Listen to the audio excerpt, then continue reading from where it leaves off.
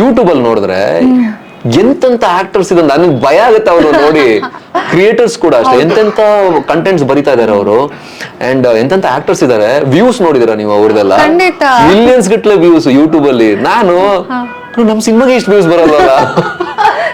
Actually ಇವಾಗ ಮೋನೋಲಾಗ್ಸ್ ಎಲ್ಲ present ಮಾಡ್ತಾರೆ, ಇಲ್ಲ ಏನೋ ನಾರ್ಮಲ್ ಒಂದ್ ವಿಡಿಯೋ ಮಾಡಿರ್ತಾರೆ, 30 ಮಿಲಿಯನ್ ಹೋಗಿರುತ್ತೆ. ಅಲ್ಲ, ಅದು ವ್ಯೂಸ್ ಆಲ್ಗೋರಿಥಮ್ ಆಲ್ರೆಡಿ ಅದು ಬೇರೆ ಟೈಪ್. ಬಟ್ ಅದರಲ್ಲಿ ಒಳ್ಳೆ ಟ್ಯಾಲೆಂಟ್ಸ್ ಇದಾರೆ. ಅವ್ರ ಪರ್ಫಾರ್ಮೆನ್ಸ್ ಎಲ್ಲ ನೋಡಿದಾಗ ನನಗೆ ಇವ್ರಿಗೆ ಮೇನ್ ಸ್ಟ್ರೀಮ್ ಬರ್ಬೋದಲ್ಲ, ಇಷ್ಟು ಚೆನ್ನಾಗಿ ಪರ್ಫಾರ್ಮ್ ಮಾಡ್ತಾ ಇದಾರೆ, ಅಂಡ್ ಜನರಿಗೆ ಏನ್ ಬೇಕಾದ್ರೆ ಕೊಡ್ತಾ ಇದಾರೆ ಅವರು ಅಂತ ಅನಿಸ್ತು ನನಗೆ. ಎಂಟರ್ಟೈನ್ ಮಾಡ್ತಾ ಇದಾರೆ ಅವರು, ಜನರನ್ನ ತುಂಬಾ ಎಂಟರ್ಟೈನ್ ಮಾಡ್ತಾ ಇದಾರೆ.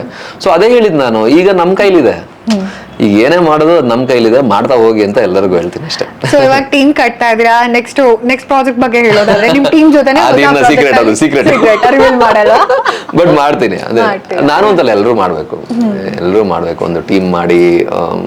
ಈಗಿನ ನ್ಯೂ ಏಜ್ ಆಕ್ಟರ್ಸ್ ಎಲ್ರಿಗೂ ನಾನು ಇದೊಂದು ಕಿವಿ ಮಾತು ಹೇಳಕ್ಕೆ ನಾನೇನು ಇನ್ನು ಮಾಡಿಲ್ಲ, ಸಕ್ಸಸ್ ಆಗಿಲ್ಲ, ಬಟ್ ಅದು ದಟ್ ಈಸ್ ಅ ವೇ ಅಂತ ಅನ್ಕೋತೀನಿ ನಾನು. ಮಾಡ್ಬೇಕು, ಟೀಮ್ ಮಾಡಿ, ಒಂದು ಫಾರ್ಮ್ ಮಾಡಿ, ಒಂದು ತಂಡ ಕಟ್ಕೊಂಡು.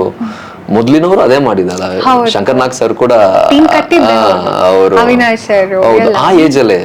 ನಾನು ಅನ್ಕೋತೀನಿ ಅಷ್ಟೆಲ್ಲ ಮೆಚುರಿಟಿ ಆ ಏಜ್ ಅಲ್ಲಿ, ಅಂದ್ರೆ ಅವರು ಯಂಗ್ ಇದ್ದಾಗ್ಲೇ ಅವರೆಲ್ಲ ಏನೇನೋ ದೊಡ್ಡ ವಿಚಾರಗಳನ್ನ ಮಾಡಿದ್ದಾರೆ. That is all possible because of that leadership, ಆ ಒಂದು ಟೀಮ್ ಫಾರ್ಮೇಶನ್.